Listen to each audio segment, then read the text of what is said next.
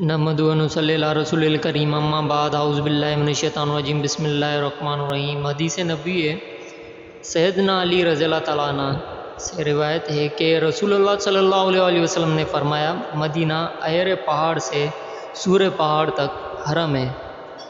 جس نے مدینہ میں کوئی بدعت جاری کی یا بدعت دی کو پناہ دی، پس اس پر اللہ کی، فرشتوں کی اور تمام لوگوں کی لعنت ہے۔ اللہ تعالیٰ قیامت کے دن اس کی کوئی فرض یا نفل عبادت قبول نہیں کرے گا۔ مسند احمد حدیث نمبر 12609۔ دوستو، اس ویڈیو کو ثواب کی نیت سے شیئر کریں، سبسکرائب کریں اور لائک کریں۔